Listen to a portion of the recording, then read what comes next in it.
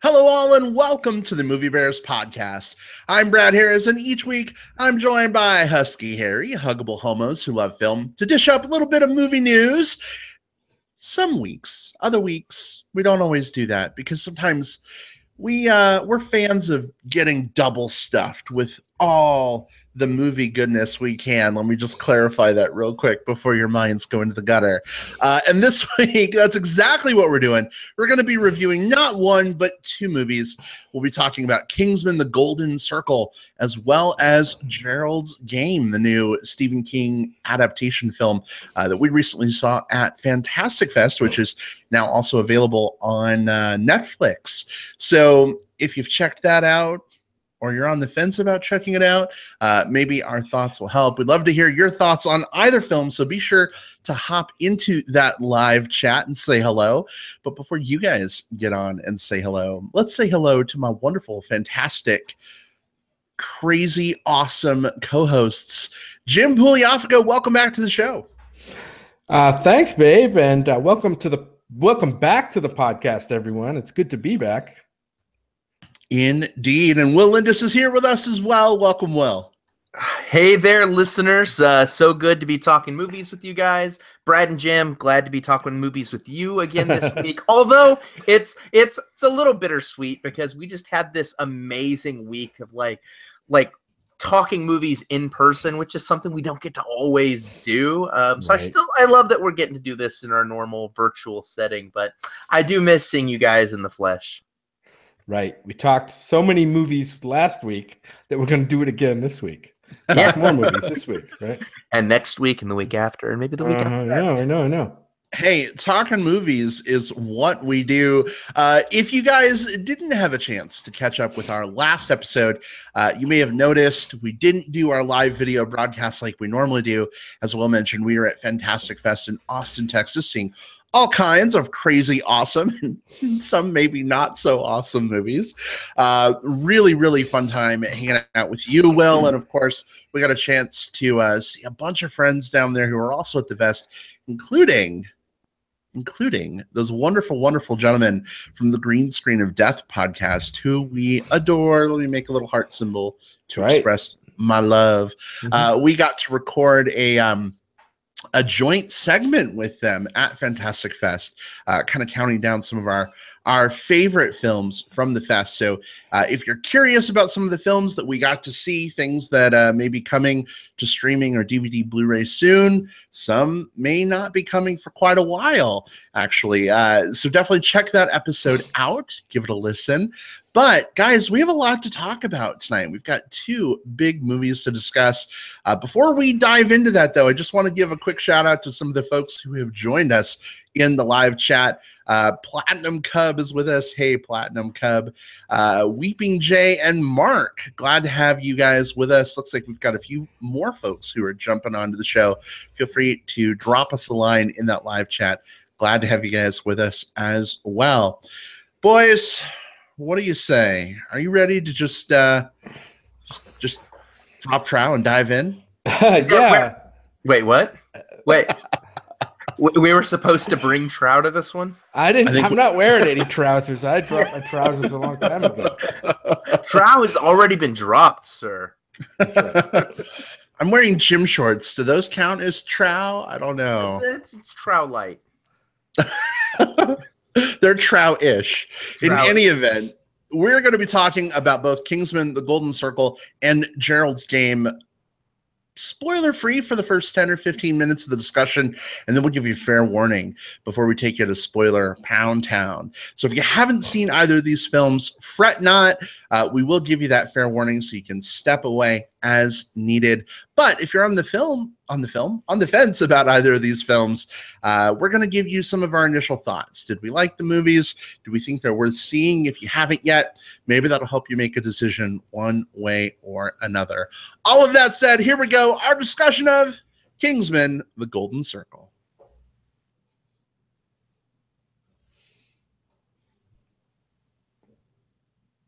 All right, so Jim, you were a huge fan of the first film in the Kingsman franchise. Only fitting that you introduce this second film. Do us a favor, give us just a brief setup for this movie and your initial thoughts. Is this worth checking out in theaters, waiting for rental, skipping? What do you think? Sure. So this is the sequel to the 2014. It was kind of a surprise hit and starter of this franchise about the Kingsman. It was called The Kingsman Secret Service, the first one, and it kind of took me by surprise. I went in not with not too many expectations. Kind of a fresh face in Taron Egerton. We hadn't seen him in a lot of things up to that point. It had a pretty big cast. Samuel L. Jackson, I think, was in that one. And a whole bunch of people. So it looked fun. We went in and I was really surprised. I was blown away by that movie. I liked it. It felt fresh, like kind of like a breath of fresh air to the whole like action adventure thing, especially after some of the last couple of Bond movies have been a little stodgy, felt a little stale. This felt like a new twist on that. And so I really dug that one. But anyway, I'm going to read the synopsis for this latest one called Kingsman: The Golden Circle. When the Kingsman headquarters are destroyed and the world is held hostage, their journey leads them to discovery of an allied spy organization in the U.S. called Statesman, dating back to the day they were both founded. In a new adventure that tests their agents' strength and wits to the limit, these two elite secret organizations band together to defeat a ruthless common enemy and, guess what? Save the world. What? Yep, they saved the world. Anyway, this one's just like the first one. Directed by Matthew Vaughn. It stars, I mentioned Taron Egerton as Eggsy, kind of the lead character. The youngest member, maybe, of the Kingsmen up to this point. This one's got Mark Strong, Julianne Moore. Big cast here. Channing Tatum is in this movie. We'll talk about him a little bit as Agent Tequila. Halle Berry. We have Jeff Bridges in this one as Agent Champagne. It was good to see Pedro Pascal in this movie. Up to this point, we hadn't seen him in much other than HBO's Game of Thrones as Brad. Who is he? Pedro Pascal? You know. Yeah, he's what's the character's name? He's Oberyn, Prince Oberyn. Prince Oberyn from Dorne. That's right. Great. He's been in a few seasons of Game of Thrones, at least, I think. Just one, I think. Only one season or two? Yeah. I don't know. Well, anyway. Yeah, just the one. Yeah. But it was good to see him in this movie. We'll talk about him more. Bruce Greenwood is even in this movie. He is the link between our two feature movies this week. And Elton John is in this movie. So it's got a huge cast. I came out of this movie and I was a little bit disappointed. And there's a couple of reasons for that, I think. One, I think after the first movie, I think my expectations were probably too high. Because that movie, it was kind of on the a bit of a cutting edge movie for me. It opened some new doors and it felt fresh.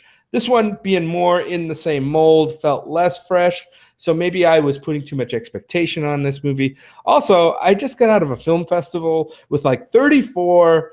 I watched like 34 movies, many of which were like smaller, independent. Every single one that I saw that I liked was a huge surprise to me. So, and then to switch gears into kind of like big budget Hollywood movie was kind of a big switch for me. So I'm going to cut the movie some slack. Even though it didn't do anything special or new, I did kind of enjoy this one. It's generically enjoyable enough to me. It certainly wasn't a bad movie. It's kind of middle of the road. I'm going to give it a pass. I mean, I'm going to give it a soft recommend for me. And I did mostly enjoy this movie. It was a lot of fun, but it was a shift of gears for me that I don't think my brain was fully ready for. There's a lot of fun moments in this movie. Not sure it all hangs together. Some missteps. In the end, it's a soft recommend. All right, we got a soft recommend from Jim. Will, how about you? So yeah, Jim, just like you, I was really excited when early 2015 came along and this Kingsman movie came out that no one was really paying a lot of attention to, and it blew us all away. I mean, that first Kingsman movie was over the top and silly in a lot of ways, but at its heart, it had a story about um, a, a person who needs a mentor and that mentor forming this relationship and kind of both growing from the process. So you have this emotional core and you also have like this wacky shit happening all around it. So so I was looking forward to this one quite a bit. This the Golden Circle, yeah, the Golden Circle, and I have to say I was not impressed. I disliked this movie almost start to finish, with a few exceptions. I think the biggest sin this film does is it takes all of the goodwill, all of the emotional beats, and all of the world building that the first film did, and throws it out the window to, one, return a character to status quo, and two, start over with kind of like, well, I mean, even in the description that you described even said it, you know, this is all about this, like, looking at this new spy organization in the US, the Statesman, right? I compare this movie a little bit to like John Wick 2, which I think is an example of how to do a successful sequel to an action franchise. John Wick 2 took the premise of the first one and built the world outwards. Whereas this one, this new Kingsman movie, it chopped off all of the things that worked so well and created a new world from the ashes of that. It almost invalidates the first movie, which is a problem because the first movie was good. That's the reason we bought our ticket, right? There's some good action sequences in here. There are some fight scenes that are legit good, especially when you do have like Pedro Pascal on screen. You know, he definitely holds his own on some things. You do have Julianne Moore in this, whose acting is over the top in kind of a cheesy bad way, but it kind of works the same way Samuel L. Jackson's over the top cheesy acting worked in the first one. But aside from those things, there's just so much that I couldn't help but pick apart because the film almost begged me to pick it apart by giving me scenes that I couldn't care about, that made no sense, that were less thrilling than they probably looked on paper. There is a cameo by a musician in this who really overstays his welcome to the point where every time that character appeared on screen, I just wanted him to be ripped apart by rabbit dogs. by mechanical dogs. You know, who knows? Any type of dog. I shouldn't have felt that way. That's not what the film was going for. There are a couple of things that you can enjoy in this movie, some of the action sequences, but there's so much better stuff out there right now. This one's a pass. I don't think there's enough joy in this to really warrant anyone spending box office money on it. So, soft recommend from Jim, pass from Will. Jim, it's interesting that you mentioned that we were just at a film festival and seeing this on the heels of that. You know, I kind of wonder if that colors perception to some degree. Because I admitted that it definitely did. Yeah. But go ahead. No, I think I've softened on this movie since we actually saw it. So yeah, I think it took me a while to get out of my post-festival haze. So for me, because I had to work all week, in addition to going to a film festival, I didn't get to see as many movies as you guys did. So I don't know if maybe that effect wasn't as prevalent for me. I feel like my palate was maybe a little more cleansed in a way. And this movie still sucked for me. So if that is helpful at all in level setting, I don't know. Yeah, I mean, I really liked the first movie, but this just, man, this just dropped the ball in so many ways. You guys kind of highlighted a few of them already. The plot in this movie, you know, unfortunately takes all the great things about the first film. Will, you mentioned like how the first film sort of builds up this world, sort of sets the stage. Well, we throw all of that away and we kind of build a new world. Now we're working with the sister or brother agency in the United States or whatever. And, you know, it's nice that we can, you know, maybe see something new and different. But I think what I was really looking forward to was learning more about this Kingsman agency and their role in world politics, and, you know, sort of this spy thriller with a funny bone. And unfortunately, I mean, a lot of this just fell really, really flat for me. The comedy didn't work very well. How many times can you have dick in the butt jokes if you save the world? Spoiler alert, one was plenty, and we got way more than that. So, yeah, I mean, the whole Elton John thing, don't even get me started. I like Elton John. But like, that was... No, I do like Elton. I don't like Elton John when you play him like 4 hours straight on a car ride. But I do like Elton John in general. I've never done that, by the way. That, for the record, I've never done that.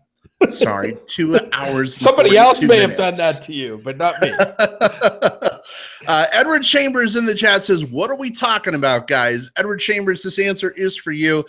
We're talking about Kingsman, The Golden Circle, and then we're going to be talking about Gerald's Game a little later on in the show. So feel free to stick around for both movie discussions. I won't harp too much more on this movie. I would say this is totally a wait for rental. If you like the first movie, you want to see the follow-up, see it, but I really wouldn't spend, you know, $40 to like take your beau out to see this movie and, you know, buy popcorn and stuff. I personally don't think it's worth it. But I mean, mileage may vary.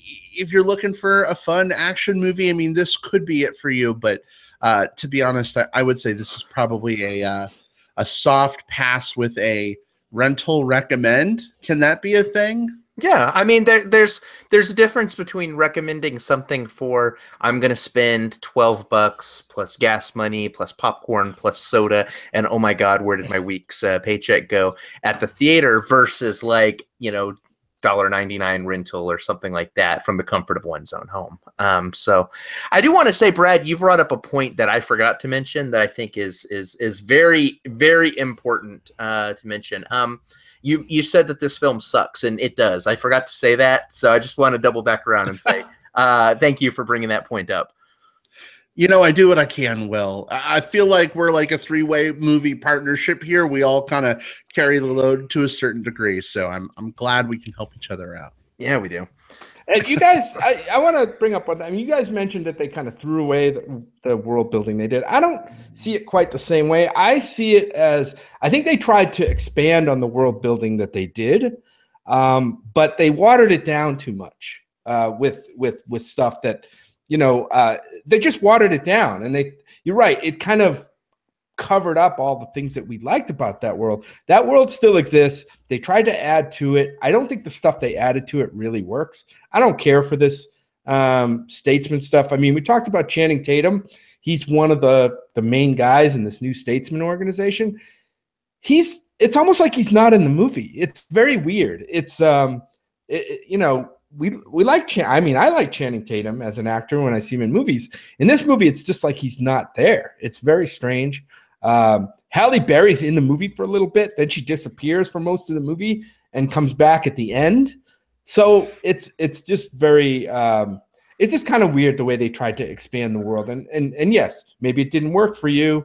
But in general, I think this movie is, I think this movie is fine as light, you know, thriller action, like popcorn movie with, you know, funny jokes and you know, there's some interesting stuff in here. I laughed at some things. I laughed at the Bruce Greenwood stuff that for reasons we'll talk about. For reasons that we'll talk about in spoilers, which I thought was kind of cute. I don't know if it was intended or not. I did like Pedro Pascal in this movie, and Julianne Moore is always fun to watch as kind of the over the top villain. So it had some things in there, and I think that kind of edged it toward the pass for me. You know, the recommend for me. There is definitely like an MVP of this film for me, a character who, or an actor who, every time he was on screen, he hit all of the exact perfect notes, because everyone else in this film was either way overutilized or kind of either they ate up too much screen time or they overacted, or the opposite, like your Halle Berrys and your Channing Tatums, who they faded into the woodwork, showed up and got a paycheck. Yeah. But Mark Strong, he plays the character of Merlin, who is sort of the like, is it fair to say he's kind of like the Q of this world? You know, like he's the guy kind of back at base, sort of directing action. Whenever he was on screen, I was compelled by what he was saying and what he was doing, and I almost feel like that's part of what I miss about what this film could have been, because he was probably the most tangible link to the kind of the world of Kingsman as it was set up in the first film, like that world, that organization, how that organization had its fingers in different things, and I wanted to see more of that, and we don't get to see any more of that. That storyline is shifted a complete different direction in this film in ways that I think cripple the franchise. So that was a problem for me, but I mean, kudos to Mark Strong. He was quite good. Hey, so real quick, we've got a lot of chat going on in the live chat, which we love to see. We may not get to everyone's comments, and we apologize in advance, but our friend Sam from Denver says, is there a Kingsman porn parody? That I would watch for sure. And JP Wendell, who is never short on witty, funny comebacks, says, yes, it would be called Kingsman the Golden Circle Jerk. Yeah. Unfortunately, the title writes itself. It does not really exist. Edward Chambers did a little research. No porn version of the Kingsman. Sorry, Sam. But there you go. Question answered. I'd make it myself, except I think I'd probably get sued. Probably. Yeah, probably. Would you have like a dildo be like the umbrella thing that like opens up, like it shoots like a white like force field out of the tip or something? We'd have a like barroom. We'd have a barroom instead of a barroom fight scene. We'd have a barroom like sex scene. He locks the door. Turn that scene into it. Yeah. And he's all like, maketh man action. I love it. All right. Well, we are going to go ahead and move on into spoilers for Kingsman, the Golden Circle. We're going to spend a few minutes just kind of unpacking this film a little further. If you haven't seen it yet and you value your virginal innocence, now is your time while I awkwardly ramble to step away for about 10 or 15 minutes and then come on back for our Gerald's game discussion. But guys, spoilers are officially fair game. Where do you want to start? We sort of danced around it, but I think the important thing to talk about in terms of like the direction of the story is when the Kingsman organization is destroyed in the first act of this movie, it is gone. It is done. Like that organization is no longer a thing. All that really survives of it is the Mark Strong character, and the Eggsy, the Taron Egerton character, and later on they inexplicably for me resurrect Colin Firth's character. Which, real quick, he was in the trailers and stuff, and the promotional. Was he in the trailers, or was his name on the poster? No, he was in the trailers. Yeah. Like the way the trailer was cut. Yeah. Things are going action, action, action, action. It pops up the name of the movie, and then like while the music is kind of at its crescendo, it does one more scene after the title screen, and it shows like him looking into the mirror and putting on the glasses. So you get to see in the trailer, you get to see Colin Firth like standing there and alive, which was a mistake. He's also on a bunch of the posters too. Like they didn't even try to pretend like his on-screen resurrection was going to be a secret. Yeah, and they also had in the trailer. Speaking of spoilers, kind of a spoiler if you think about it, was the scene of like all the antidotes like flying on drones back into the city. Like that was a prominent scene in the trailer. Not only was the scene in the trailer, but our movie theater actually took that scene and put it in one of their ads, like with the antidote flying to the city. But some of the drones instead of antidote had like concessions, like food stuff. I've seen one movie at it was at a Cinemark that was at? Cinemark. Yeah. Yep. I saw that same plug. Good Lord, I forgot about that. Yeah. But they've got Brad, did you want to say something? Oh, The, I was just going to say, Will, I think you may have put this in the chat. Everyone's rallying around it. Will came up with I think a better pun. Sorry, JP, to call the porn versions Slingsman, the Golden Circle Jerk.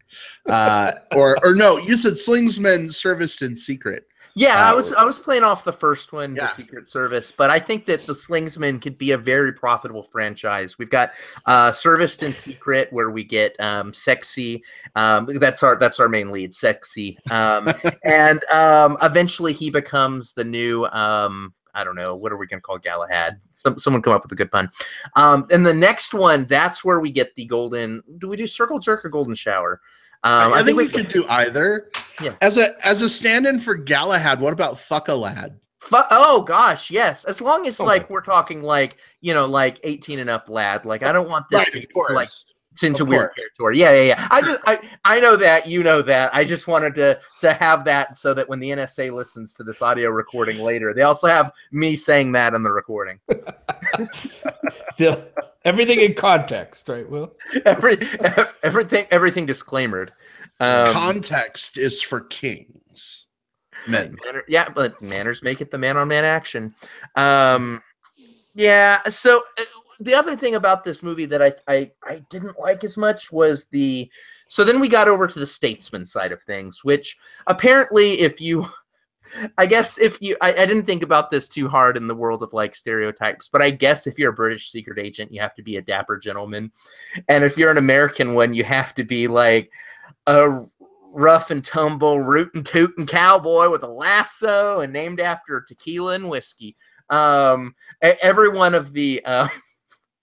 Every single one of the statesmen, even the ones that you only see holograms for, looks like if you ever watch The Simpsons, the Texan character on there who comes out in the 10-gallon cat and goes, "Oh boy," and shoots the revolvers in the air. That was the complexity this character had towards Americans, and maybe it's appropriate. I don't know. But they're not very utilized. They're not utilized extremely well at all. We have the Channing Tatum character is there for like a moment, and before his character is just put on ice and moved out of the story. Literally. I have a theory about this, by the way, and I haven't read anything, so I have no idea. I think the reason why, because at the end of the movie, we see Channing Tatum show up in England, right? He like goes into the new Kingsman shop next to the wine place or whatever. My thinking is they're saving him for the next movie. It's going to be him and Eggsy. Colin Firth is going to be gone or something, and he and Eggsy are going to like buddy comedy the next one up. So they had to introduce his character without blowing their Channing Tatum load. I'm fine with that from I think that's a very good explanation. I think in some ways it does put the cart a little bit before the horse. Like if his character like doesn't connect with me now, why should I care that he comes back in the next one? But that said, I think you're probably right. That sounds like pretty sound logic. And I think I had read or heard somewhere that he originally had a much bigger part in the movie, but there was some scheduling snafus, and they had to kind of write around his absence or something. So yeah, I think that the story got a little bit messed up, because they had to write around that. There's a scene in this movie where Elton John runs across a stage and delivers a slow motion flying jump kick, turns towards the camera and winks while in midair. And okay, so over-the-top action sequences like that are what this franchise does, and I'm very cool with that. Like, I'm someone who like absolutely adored like the Scott Pilgrim movie, which lives in this world, like not this world, but in a world of just like over-the-top stylized action. The difference is that Elton John doesn't really deliver that performance very well. Like, he looks like he's... I don't know. It looks like whenever you watch like a late night television show, like a Jimmy Kimmel or whatever sketch, and they do like one of those 3 to 5 minute shorts, like those little sketches where like the person, like the musician's not expected to be a good actor, but it doesn't matter because it's like a 2-minute short.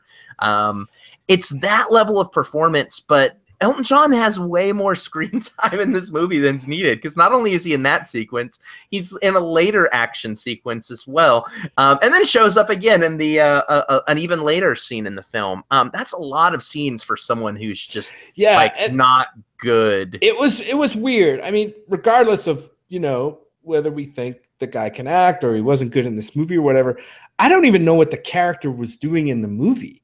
I mean, he didn't really play into the plot. I mean, he was just kind of a hostage or something, but I don't even know if they needed a hostage. Like, the hostage wasn't the big stakes of the movie. He was there because the film wanted to go, hey, look, it's Elton John doing things that Elton John doesn't do. Isn't that funny? They put him on the poster. And I'm thinking, when I saw the trailer, he didn't appear in the trailer at all, but his name was in the like, they flash on the screen, Channing Tatum, Taron Egerton, Julianne Moore, and they had Elton John in there. And I'm like, interesting. I wonder if Elton John's going to end up being like the main villain. Like, that could be really cool if they do it right. But then he ends up being this kind of throwaway, like, comedic relief, slapsticky character. And I don't know. It's just kind of weird. You could have cut all of his bits out of the movie, and you wouldn't have affected the movie at all. I don't think. Plus, also, if you're going to use Elton John and he's going to be a hostage and he's going to like get rescued, why throw away the opportunity to like have him sing that "Someone Saved My Life Tonight" song? Like, right? Really? Yeah. Instead, we get freaking what's his name? Mark Strong singing yet another John Denver song this year. I have another theory, guys. Do it. So, and Jim, I told you this already, but does Hollywood give like one song per year and there's like an award for the most creative use of that song? Because this is the second like a contest. This is the second Channing Tatum movie in recent history that has used that John Denver song. So yeah, that's and it didn't work here either. Like I went on about how much I enjoyed the Mark Strong character. His love of that particular song is kind of introduced as a throwaway line, and then it's meant to come back later on as like this emotional moment. And I thought it was silly as fuck. And it shouldn't have been. Like, it was supposed to be that's probably supposed to be like the big like gut wrencher moment of the movie, right? And it was goofy and came across as like a little laughable, and it was and not in a good way. I think they were going for emotion and they didn't get emotion. No, it was a crazy scene anyway, because I was still trying to figure out like, these guys are like the kings of gadgets and like MacGyver gadgets that allow them to escape situations, and they can't defeat like a simple like trigger a landmine. Like, come on. I mean, I'm like, I know how to defeat that. I mean, it's a simple piece of metal that you can, a clip that you can put under your foot and like clip this trigger down. Like, this is like, it took me out of the movie. I'm like, really? We got to have the whole emotional center of the movie be around this one scene, and it just didn't work for me. Well, and here's what makes it even worse. They make a point of showing Eggsy with a gadget scanning for landmines as they're walking through. And he doesn't find the fucking landmine? Yes, thank you. So they set this up in such an awkward way. Like, several times, Julianne Moore and her guards say, did you turn on the mines? Yes. Did you turn off the mines? Yes. Okay, so we know that there's mines out there. They say it like 3 times beforehand. Then, as they're going there, they make a point of saying, here's a device that's used only for identifying mines. And he's using it, and he's walking right through it. He then goes, we're done, and click.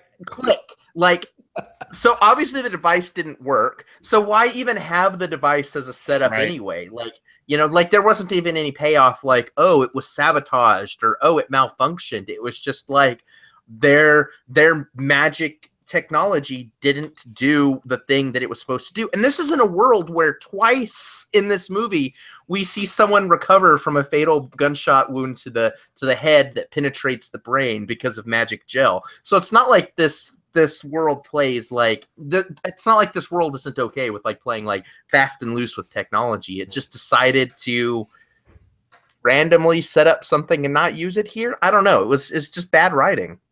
Yeah. Do you think this movie had anything on its mind with regard to any kind of a overarching message? I mean, most of the characters are named after, on the American side, are named after alcohol, right? Right. Drinks. And the movie, I'm trying to figure out if it is kind of gives a pass to drug use, or says drug use is a bad thing. Because at the end, everybody who's suffering from this affliction that Julianne Moore unleashed on people who use drugs, right? It's kind of like a way to control them. You could see that as, okay, that's an anti-drug message, kind of. But then at the end of the movie, there's an antidote, and everybody who's used drugs is now like, I guess, what's the word I'm looking for? Exonerated, right?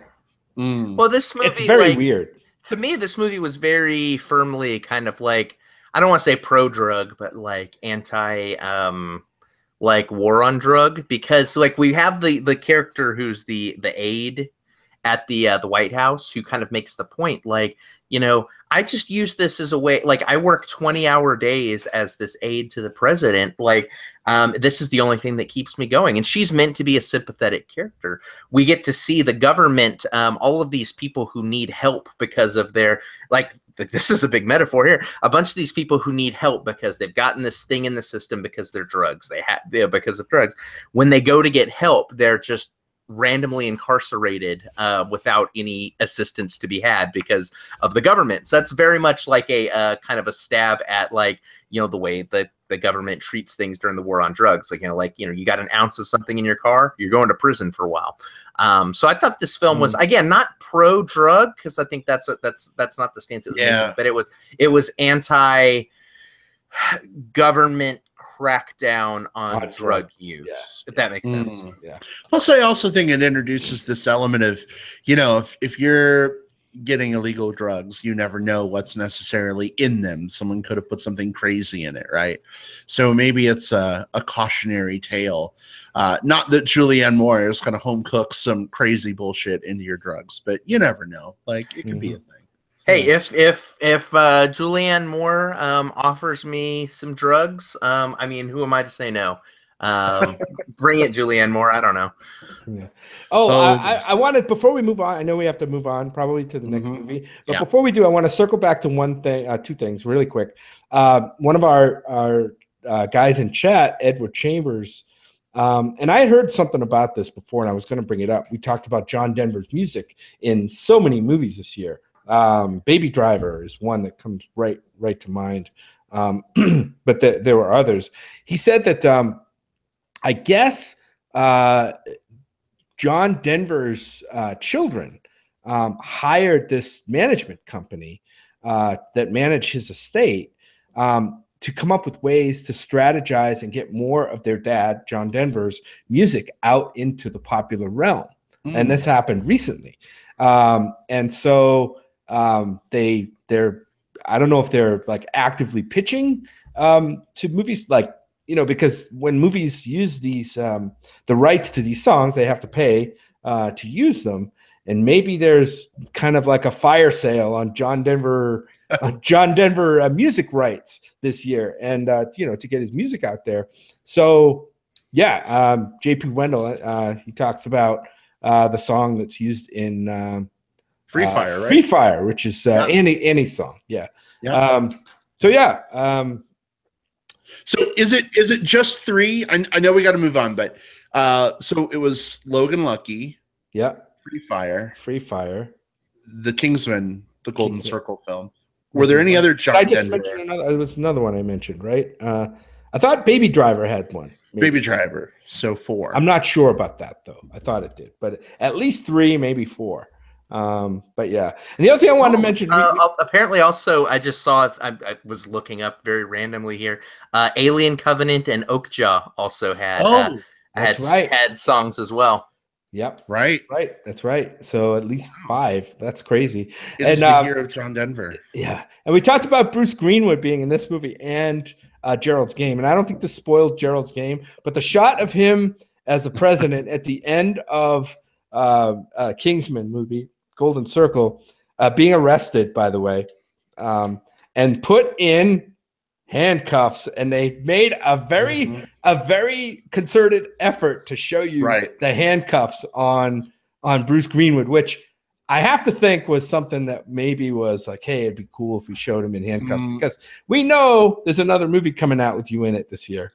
I think it was I think it was coincidental. I think whenever they have a shot of someone getting put in handcuffs, like they typically zoom in on the handcuffs clasping around the wrist. He was the only dude in the movie in handcuffs. Well, he was the one that I think I'm with Brad on the, like, I think it's coincidental because in this case, like, although it's a hell of a coincidence, this is the character who went out of his way to incarcerate everybody else. So that was like kind of the moment of like karmic retribution. Like he's getting his just desserts for almost fucking over everybody in the world.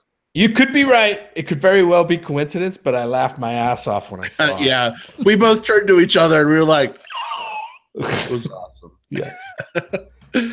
Oh, goodness. All right. Well, guys, speaking of Gerald's Game, we do have a whole nother movie to discuss. So what do you say we stick a fork in Kingsman, the Golden Circle, and move on? Are we down? Yeah. Let's do it. Are we down to amateur BDSM clown? What's our safe word? Oh, shit. We don't have one. There is no safe word. That's right.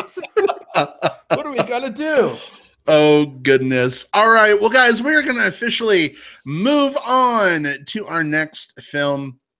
If you are listening on digital tape delay, you're using the time index in the show notes that Jim lovingly crafts for you.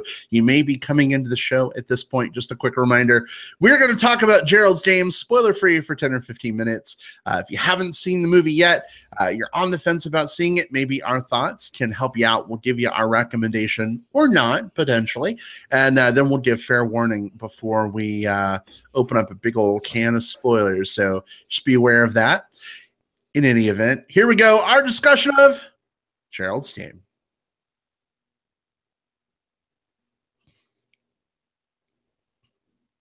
All right. So one of the cool things, and I meant to mention this at the beginning of the show. I even made a note, and then I forgot my own note. Because it is October, here at the Movie Bears Podcast, we love to talk about horror and suspense movies. But especially in October, as we near Halloween, it becomes especially fun to talk about these kind of movies. So we are thrilled to have seen Gerald's Game recently at Fantastic Fest. It came out on Netflix a few days after we saw it, and it is available now for all of you guys to check out. So Gerald's Game is going to be the first of our horror/suspense Halloween October Spooky Bear film series. We may be pairing some of these films up with other non-horror or suspense movies, but just be aware, we're going to be bringing some of these reviews to you all month long. Will, if you would do us the honor of introducing Gerald's Game a little bit, just a brief setup and your initial thoughts. Is it worth checking out on Netflix? Is it worth skipping? What do you think? Absolutely. So Gerald's Game is the story about this couple, Gerald and more importantly, Jesse. Gerald's wife played kind of brilliantly here by Carla Gugino. I don't know if that's right or not. So the two of them go away on this excursion to this like remote lake house as a way of sort of like rekindling, spicing up their marriage, and they get involved in this sort of sex game gone awry. The poster and everything tells you what you need to know on this one. She is handcuffed to the bedpost, and while she is, Gerald dies, leaving Jesse to try to figure out a way to survive. So this is based off of a Stephen King book, one that shouldn't work but does. It's actually a really solid book, and it shouldn't work because most of the book is just a woman sort of going to kind of at war with her own thoughts while she's in this very perilous situation. This film also shouldn't work, but it very, very, very much does. This film is very full of tension. We feel like her will to survive is tested all the way through this. We get to see some of the internal dialogues that she has with herself in the book are realized in some pretty cool ways here on film. This is directed by Mike Flanagan, who I'm just increasingly falling in love with as a horror filmmaker. This is the guy that gave us Karen Gillan's Oculus a few years ago. That was South by South. Well, actually, yeah, he's a great festival guy for us because he gave us Oculus, which we saw at South by Southwest a few years back. He gave us Hush, which we saw at South by Southwest a few years back, and Gerald's Game here. And when we get to spoilers, remind me to bring up, he actually leaves Easter eggs for his previous two films in this movie as well, and it's really cool. But yeah, this movie is really, really good. You should 100% watch it on Netflix. First act sets things up really well. The second act is spectacular, if a little brutal in places. It loses its steam a little bit in the third act, but that's okay. The book actually loses steam in the exact same points, making this one of the most faithful adaptations of one of his stories that I've ever seen transcribed to film. Great movie. You should absolutely watch it. So big recommend from Will. This is definitely a recommend from me as well. A lot of great acting here, and I haven't read the book. I've heard, though, that a lot of people felt like this film would be sort of an impossibility to adapt from the book. So, you know, if anyone hanging out in the live chat with us has maybe read the book, if you have some thoughts on that, if you've read and seen the film, would love to kind of hear what you think here about that translation. But having not read the book, I can't really compare. All I can say is the setup for this is really interesting. I like the idea of this couple trying to like spice up their sex life. They're trying to do some different things, and you know, because they're amateur, they don't really know what they're getting into. Things, of course, go wrong, and then craziness ensues. I think the performances were really great here. Bruce Greenwood, especially, I really enjoyed.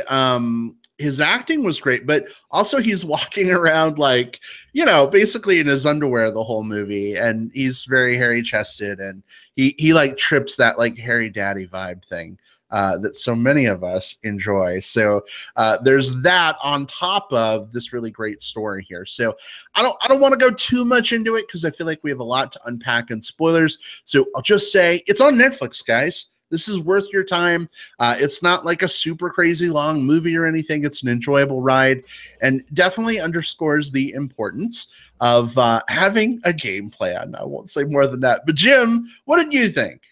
Yeah, I'm gonna make it a perfect threesome.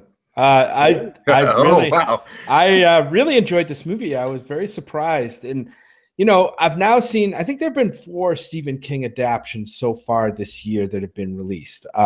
This one, Gerald's Game, Dark Tower, which we reviewed, The Dark Tower, which we reviewed on the show, It, which we reviewed on the show, of course, and a movie called 1922, which was actually at Fantastic Fest, I think, but I didn't get to see that one. So I've seen 3 out of the 4, and I'm going to go out on a limb and say, I haven't seen 1922, but I like Gerald's Game certainly better than The Dark Tower, and I think I liked it better than It, actually. Really? Yeah, I really like the way this movie was adapted to the screen. It's really a two-hander, kind of a bottle episode, I guess we call it. Everything mostly takes place in one place, except for the very last few scenes. I loved the acting in this. Carla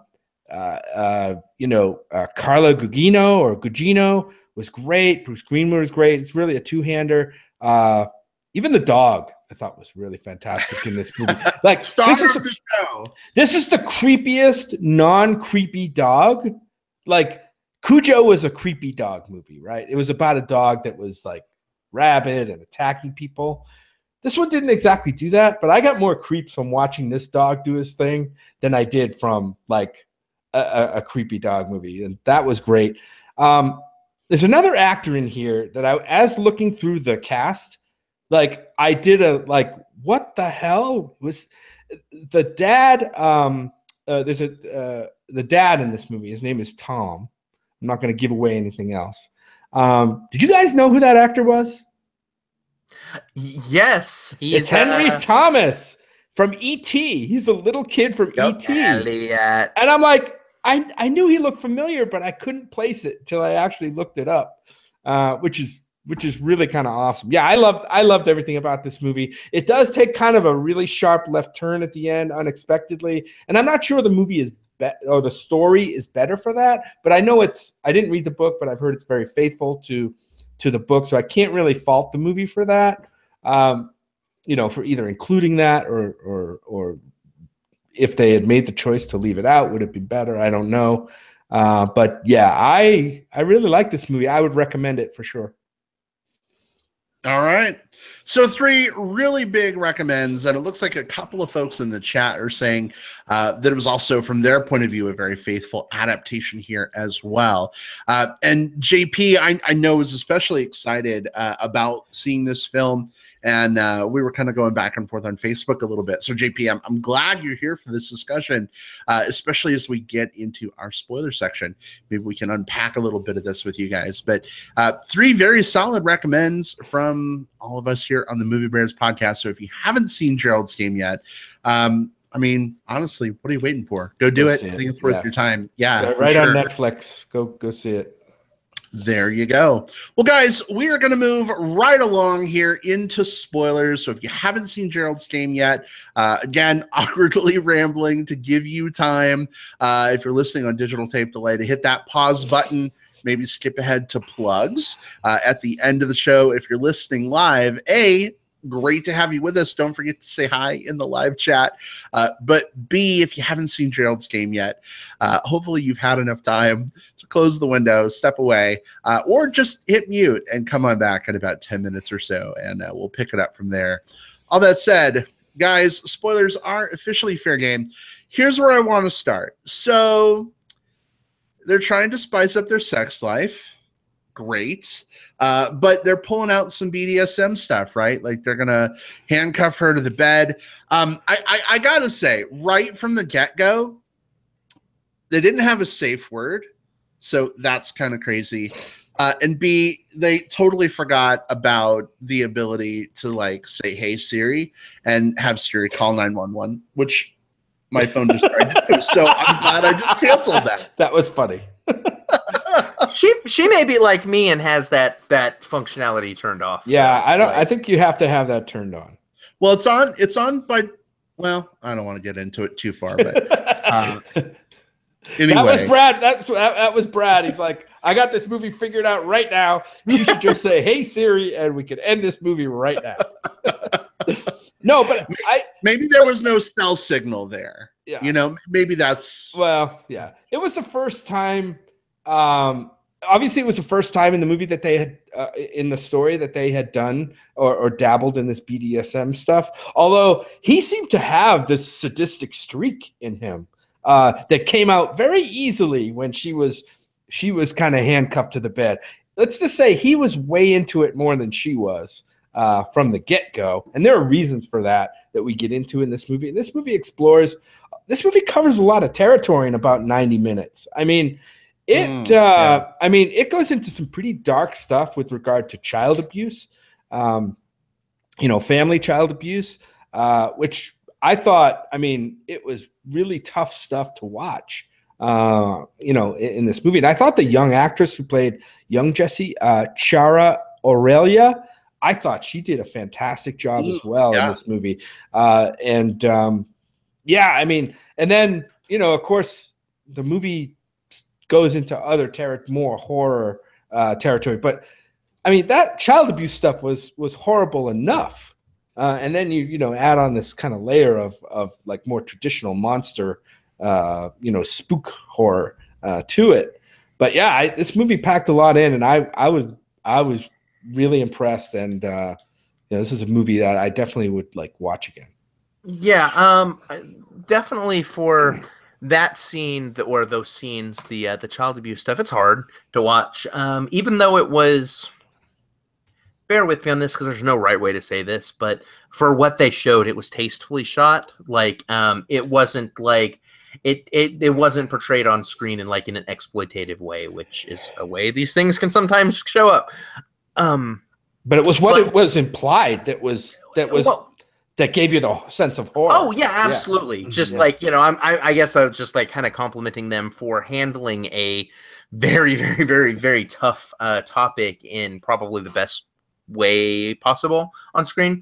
But it sets up this scenario where our lead here is, I mean, she's obviously handcuffs and shackles, like very physically, but it shows how like her past plus the representation from you know, the kind of the shackles that she has on her from her husband, just all of these different things have shaped her in this way that have both put her in this position but also subsequently will help her get out of it. And I think that it's in some ways sort of an empowering story about like, you know, like even if you've had these really terrible, shitty things happen to you, and they are terrible, shitty things that happen to you,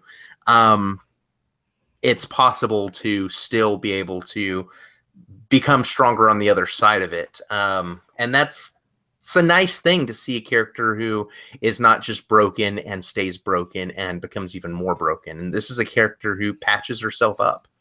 You know, I think that kind of ties into something that JP is saying in the chat. He says in the book, they'd done the BDSM thing before. And in that scene in the book, it goes from rape fantasy into a very real rape by Gerald, which is why Gerald doesn't stop. The movie does kind of gloss over that a little bit. At one point, she's kind of like, no, stop, don't. Like, but again, they obviously didn't have a safe word. So was she saying, no, don't stop for real? Or was it, you know, I think it's harder to say in the film. Do you guys think that this is saying something negative about, you know, people who may have suffered from some kind of abuse in the past being locked into sort of this like BDSM compliant mindset? Or do you think it's more of just a circumstantial thing? I mean, when you start to go down that road, then you have to look at the way Stephen King, the author, looks at sexual abuse as a defining factor, which helps influence someone's both weakness and strength. I mean, we saw it in, you see in a lot of the stories, but we've seen it most recently in It. I don't think that this was necessarily like saying that, hey, because she had these things happen, she is a direct result involved in this, you know, compliant BDSM stuff. I think instead it's more showing that she was in this relationship when she was young with her father that was, that she didn't have any control over. And in this relationship now, she also doesn't have any control. I don't think it's a direct line between the two as much as it's like one causes the other, as much as it's the two are set in parallel as two different things she has to resolve in unison. Yeah, I mean, I think, you know, it was in the movie anyway. And again, I don't know the book, but in the movie, it created some of the tension because we as an audience didn't really know whether he was, you know, trying to, you know, rape her, or if he thought that she was playing along and you know, he was kind of getting caught up in the moment. And that's what made it very, that ambiguity I really liked. Well, as hard as it was to watch, because it made me very uncomfortable, I appreciated that the movie went there and kind of gave me those feelings. So yeah, I definitely appreciated it. Yeah, and I don't know that it's necessarily a better or a worse thing that Gerald didn't like, you know, at like JP mentioned, like in the book, like it actually turns into like she says no, and he just kind of gets this like glazed look in his eye and he just goes for it anyway. Like it turns into actual rape. I I don't know that, at least for me, it didn't feel like the movie lost anything for losing that particular element, because I think we already got enough of the reasons why Gerald was controlling her. Like, he obviously put her in this position. They were obviously involved in this particular sexual act, not because of something that she wanted to do, but because of something that he needed. And he's had these dalliances, and he's had these control issues, and all of these different things that pop up. So I don't think the film lost anything for pulling back a moment earlier there. Yeah, I definitely think you still sort of get that essence from that moment without necessarily having to take it that far. But I do want to talk a little bit about some moments where the movie isn't afraid to take things far. And Will, I see you clapping on camera. Having not read the book, I had no idea that this moment is coming, but like that scene where, you know, obviously she's got her arms like shackled to the bed. She is able to like reach a glass tumbler with water in it, and to try and get away, because blood apparently is as slippery as butter, she breaks the glass, gets a long shard of it, wedges it up on the shelf, and like cuts her like wrist, her skin, to make it bleed, and she's trying to drag her hand through the cuff. And Will, I think the term you used at Fantastic Fest was gloving. Is that what you said? Degloving? Degloving. Yep. It's basically where the skin, the meat of the hand, pulled off as if removing one's glove. Yep. Lovely.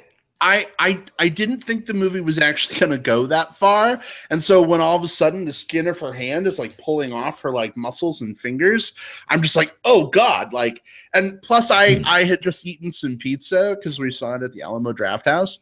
And I was like, thank fucking God I was done eating by the time that scene came on, because that was pretty fucking gross. And I was surprised to see the movie go there. Will, I mean, were you surprised that that moment made it into the film? I was. So thinking back, when I think back on this book, like I remember this book the way I remember a lot of books. Like, I'm not the type of person who can remember like every arc and every conversation, every single thing. Like, I remember key moments and themes when I think back on stories, unless I've read it multiple times. I've only read this one once.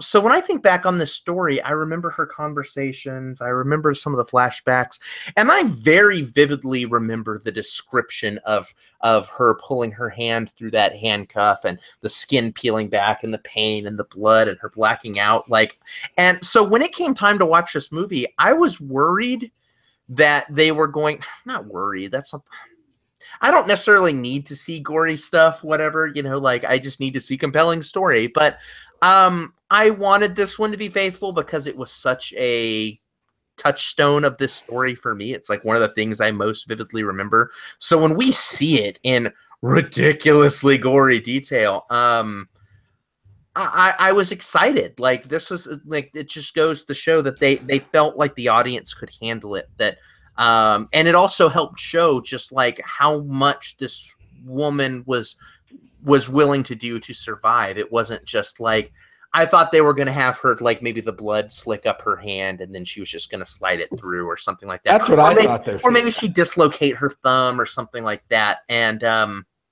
when they degloved her, it was like, holy shit, they went there, and I applauded them for it.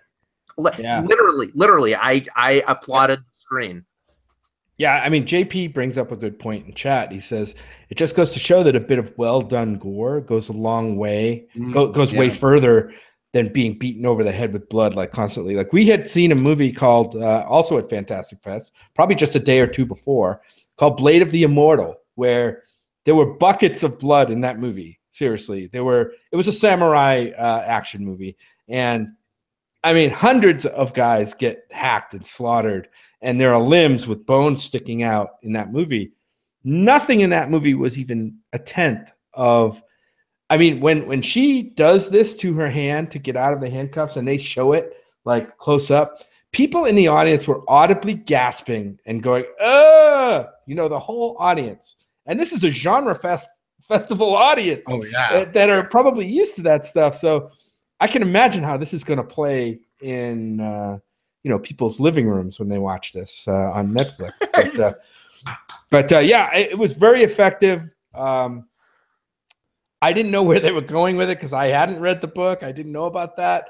I had thought, like you said, Brad, that she was just going to get her hand like slippery from blood. Mhm. You know what I Right. mean? And then like Yep. try to slide it out, not actually like deglove the hand. But I'm so yeah. glad that you guys got like didn't know about that going Oh, in. I didn't. I asked you about it afterwards. Like, you know, did they do the glove? And you know, oh god, yeah. So you know, like to be able to just like have that sprung on you is great. I had 2 trivia points that I think were interesting things that I saw. They were Mike Flanagan isms that he put into this movie. So the bed frame behind her this entire movie is actually the same design as is used on the mirror, like the wooden frame of the mirror in Oculus. Yeah. And the book that she Yep. throws at the dog at the beginning is Midnight Mass, which is the story that was written by the author in Hush. So we've got this Mike Flanagan Verse. verse, yeah, like this extended universe. Flanagan like, verse. Yeah. It's like all of these movies maybe exist in the same world, and obviously there's not. I hope there's not any crossover. These things should stand alone, but I do think it's kind of neat when a director has enough of a visual style and enough of like a kind of connection to a story. So, yeah, he's able to put that little calling card, those little things in there in a way that's not disruptive. So I thought that was neat. Yeah, that's a fine line you don't want to cross. You know what I mean? Yeah, when it's becomes a little too obvious. I myself have seen both of those movies just one time each, I think, but didn't really notice it. And then I heard after there were Easter eggs, and I'm like, oh, was there a mirror in this? You know, I was thinking, was there a mirror? Yeah. So as we look to wrap this discussion up and move into some plugs, maybe some final thoughts around this movie. We haven't really talked about the end, right? The creepy dude. And Will, you mentioned earlier you feel like this movie kind of lost some steam and lost its way a little bit at the end. And I agree with you. I think the first like 3/4 of this movie are so intense, and I love the way that the flashbacks made me feel incredibly uncomfortable with what was going on with her dad and her, and this whole like why she has to keep silence, and how the dad like emotionally manipulates her into it being her idea not to say anything because what would happen to the family, right? And then we take this like veering segue from like that great stuff to, oh, there's a creepy boogeyman in the room with her, and oh, now we're gonna have some voiceover as we speed through the end of this film. Jim, I mean, did the ending work for you at all? I mean, was it as off for you as it was for us? It felt like it really felt like a. I know it was in the book, but I really felt like it was like out of a different movie almost, like out of a different story, almost like Stephen King. I don't know. Had 2 kind of stories in his head and mashed them together at the end of that book. I don't know how the Moonlight Man like ties into, the real Moonlight Man ties into any of that like child abuse stuff and emotional manipulation, between the dad and the little girl. And it just seemed like I said, 2 different things altogether. Although I will say, every time I saw the Moonlight Man, all I was thinking about was the Addams Family. That's all I thought. Lurch. Yeah, he was definitely Lurch. Like this, he was made to look exactly like Lurch. Yeah, the Moonlight Man stuff is weird in the book as well. But I guess it maybe works a little better in the book just because of runtime, the amount of time you're able to spend in it. The book spends a lot more time with her sort of staring in the corner and wondering if she actually saw this person standing there or if she's maybe going insane and maybe just imagining things. And so you get to spend a little bit more time with her questioning her own sanity, and you get that in the movie. Like that's there and it's apparent. And it's but I think you get to spend a little bit more time with the Moonlight Man as opposed it's not being this tangible thing and more like this litmus test of whether she's still kind of like has her wits about her. Same. Yeah. Now at the end of the movie, we double back around and we find out that he was there the whole time and he was watching her, and the only reason she was spared was because she was a female and he has a predilection for male and what have you. It loses. It's too long. Is I think that really the problem. I don't necessarily have a problem with any of the beats there. In fact, I don't even think that it's necessarily a bad sequence at all. It's just like you have this incredible tension that comes to this like wonderful crescendo as she's getting free and making it away, and then your kind of calm down and your denouement stuff just lasts too long. Like it spends too much time after the tension point. It really needed to end like 10 minutes earlier. I guess it felt like one of those campfire spooky stories where you have this whole story about like, oh, it's night and there's a guy with a hook and he's coming after you, and everybody and all the kids wake up after a scare in the morning and all that's left is a bloody hook, like it was really there the whole time. It kind of felt, it had that kind of feel to me at the end, like, oh, we'll flip it on you and say, yep, it really happened. So some interesting trivia here. We were talking about Lurch. Edward Chambers just said in the chat that he is the actor who played Lurch in the Addams Family. I didn't make that connection in the films. Yeah. I didn't make that connection myself, but I did recognize him. He played a recurring character on Star Trek: The Next Generation named Mr. Home. Deanna Troy's mother has this like silent manservant who's like 8 feet tall. So I recognized him from that. So it was a little hard for me to take him seriously. But now that we know he was Lurch in the movies, that I guess subconsciously, Jim, we must have picked up on that.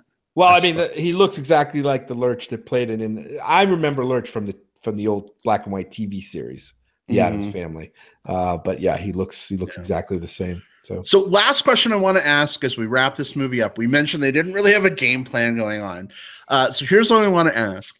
If you were in this situation where like you were with someone and you were going to play this whole like, chain your wrists to the bedpost scenario, what would you want the game plan to be in case something happens and the other person is incapacitated? Maybe they slip on some lube on the floor and get knocked out or something. What would the plan be for an escape? I think the plan actually starts a little earlier, and the big problem here is these weren't like sexy handcuffs, which like those ones like have like the little switch. You can like you're restrained, but like with like non-real handcuffs, there's usually like a mechanism so that someone can get out if need be. These were like police, I believe even says like I had to go looking for these, and so these are ones that you could not get out of without the key. So I think that's a kind of a first and a foremost thing. Two, I also think, granted, this wouldn't have necessarily helped as much here, but if you're getting involved in kinky sex, you need to have a safe word. You need to have some sort of like communication with your partner so that it doesn't go out of control the way this one did. And I guess three, if you're not feeling comfortable with maybe the limits that you're placing on it and your partner's willingness to adhere to those limits, don't engage in that sex to begin with, because it's both people have to be in control for kinky sex to work. Jim, what about you? I don't know, man. I don't know what I mean. I think what you're asking is what would I have done going into that situation to ensure that I didn't get, I don't know. Well, obviously I turned Siri on, right? And you'll turn Siri on, all right. That would have been the first thing. Oh, Siri. Boy. I don't know, man. Maybe, not tie it to a bed frame where like, I don't know, like I'm thinking of like physical ways to defeat this thing. I do kind of like the idea of real handcuffs. I mean, that's really cool. And he mentioned, because I've seen those fakey looking plastic ones. They're ridiculous. Like if you move the wrong way, you're gonna snap them in two. Not if you're like JP's point in chat is like if you're a first timer, always use the ones with the safety releases. Like I get if you've been working with a partner for a while and you've kind of graduated up to the real stuff, I think that's cool. But like if you're a first timer, if you're as timid as she was about this thing and just kind of dipping the toe in the water, like you want something that's almost foolproof, or maybe even like using just like silk scarves or something like that like has the semblance of restraint, but like it isn't an actual handcuff. I don't know. Right. I mean, watch a 50 Shades of Grey movie and get some ideas, I guess. Actually, no, don't watch those movies to get ideas. What's a butt plug? One thing I noticed is the bedposts that he handcuffs her to have like these contours, right? And he handcuffs her like in between the contours so that like the upper part is wider than the handcuff. But like he could have cuffed her like above that hump, and then she could have just stood up and taken the slid the handcuffs off the post. So that could have been another option too, maybe. But JP anyway. in chat says, insist on keeping your phone on the bed beside you. But then you got to have a friend that you can call when you're in that position. Hey, bud, can you come by and let me out of these handcuffs? I'm strapped naked to the bed right now. Trust me, if my option was like embarrass myself in front of a friend or deglove myself. Yeah. Wait, hold on. Like, how embarrassed are we talking? Oh shit. I don't know. Actually, I'm torn. But I think us bears probably have a better chance of having friends. Yeah. That we could rely on in a situation like that than your normal married. I don't know. Maybe I'm way off, but no, I mean, you're right. Like, if we're really talking about it, like we are a bunch of dudes, in the bear community, right? Yeah. So we don't have to deal with like the kind of the stigma of slut shaming the same way that like a female or a housewife, might experience. Yeah, so right. like there is a different level of kind of like societal shame that comes into play there. Right. Absolutely. Indeed. All right. Well, guys, let's go ahead and move on to some plugs. We gotta wrap this thing up here. This is the fun part of the show where we put some stuff that trips our trigger on your radar. Jim, what have you got this week? Well, we didn't really get the chance to talk about this, and we won't go in too much depth, but we lost another really great actor in the last couple of weeks. Harry Dean Stanton passed away.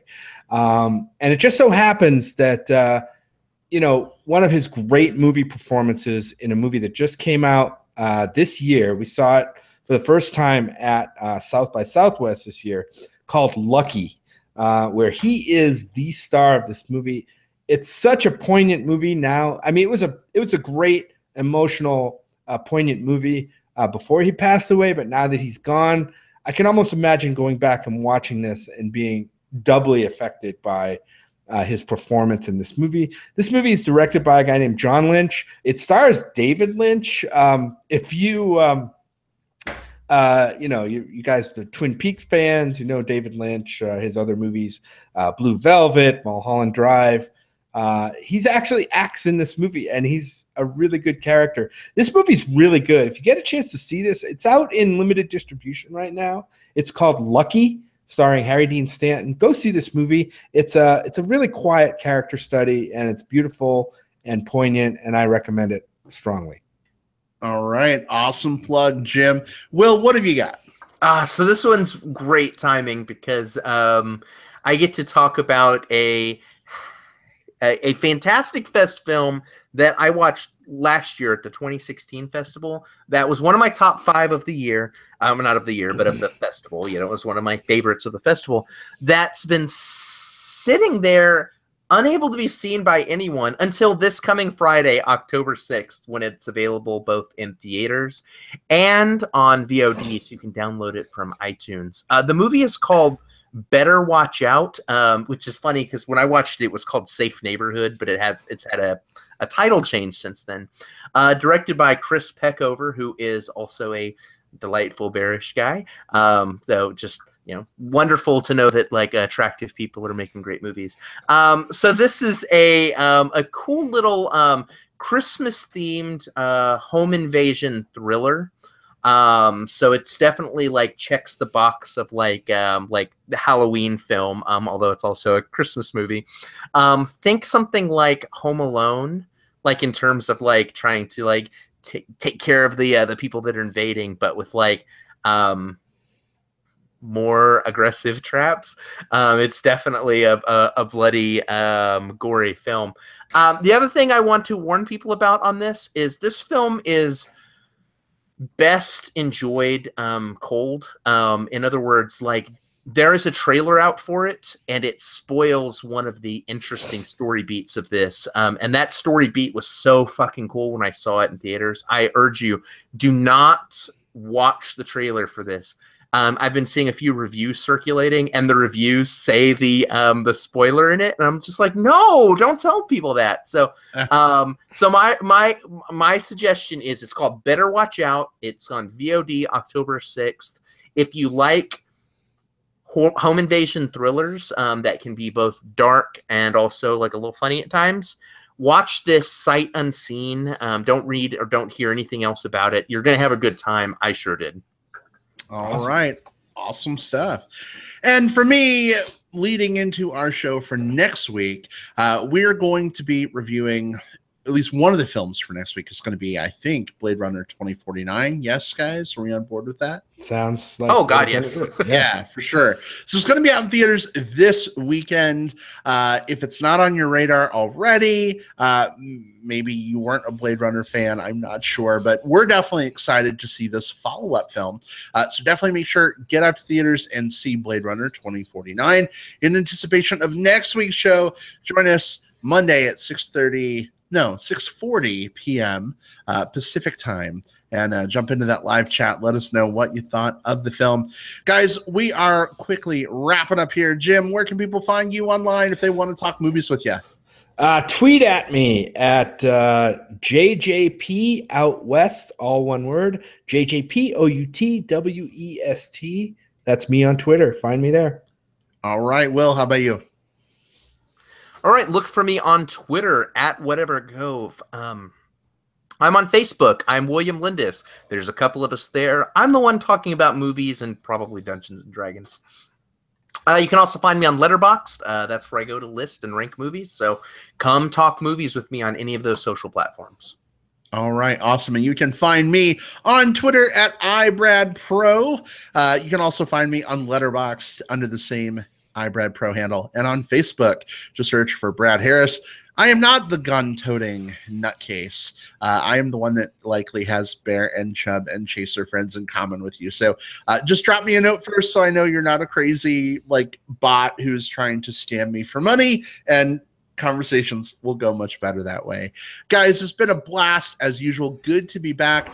Big thank you to everyone hanging out with us in the live chat tonight. Great spending a couple hours with you guys. Always a pleasure. We'll see you next week. Take care, everybody. Bye. Bye. Bye.